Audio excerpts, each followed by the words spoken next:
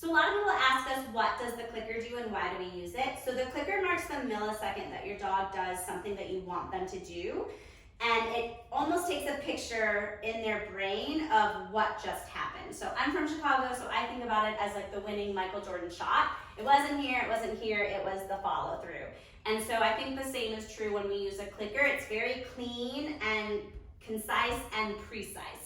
So meaning that the dog knows exactly what happened. And I always think about this dog, super smart Rottweiler, and the dad was clicking too early, so he was essentially clicking for a squat, and so she was squatting across the kitchen. So your clicker mechanics need to be on point, and it's something you can practice with a friend. You can use a bouncing ball, and we can show you how to do that as well.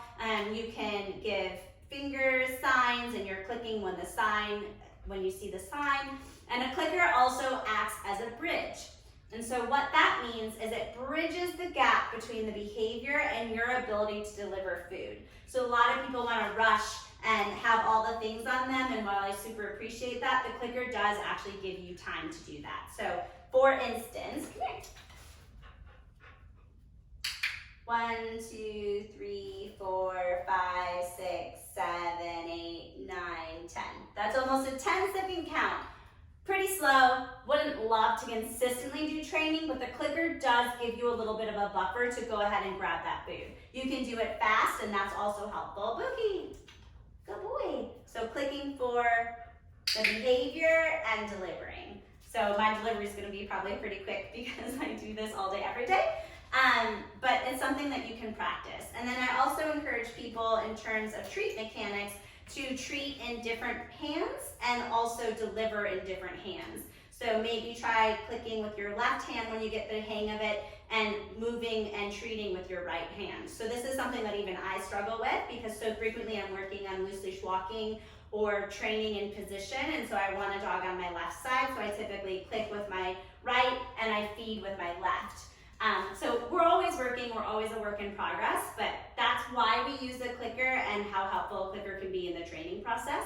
And later, if you guys get into shaping, a clicker is pretty priceless in the shaping process because we can slowly shape and add increments to behavior.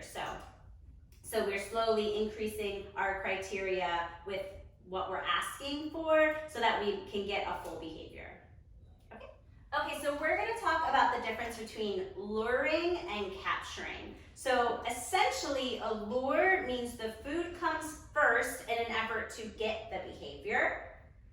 So what that might mean is, say I want to get Bogey up from a down position, I would present something close to his nose, like a magnet is attached, and I might, and then I'm going to lure him into position.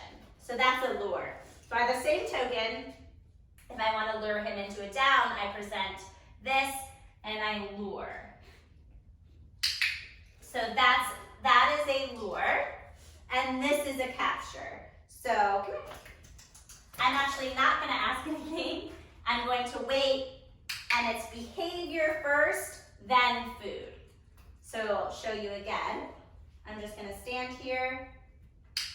I'm going to click for the sit, and I'm capturing the behavior. So I'm literally taking a picture in their brain as to why the click just happened and why the food is coming.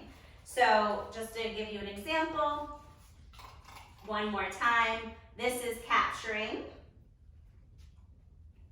Didn't ask for anything, it just happened, and he defaults into a down. And then this is a lure. So food first, and putting him into position. I don't love using lures all the time. I think they certainly have a place, but my favorite thing to do is really capture your dog doing something good that you like, marking it with a clicker or a marker word like yep, yes, whatever you're going to consistently use, and then feeding. So capturing is my preference for the most part, especially with baby puppies, because I think people get dependent on lures and they can get hard to fade if your mechanics are off a little bit. So I prefer to capture and reinforce. And And it also helps our puppies use their brain to try and figure out what they can offer, and then also helps them gamble on us a little bit more. So offering us multiple behaviors, like you can see Bogey here. So he offers me a sit, then he offers me a down, and all I'm doing is capturing versus using food to put him into position. So that's the difference between a lure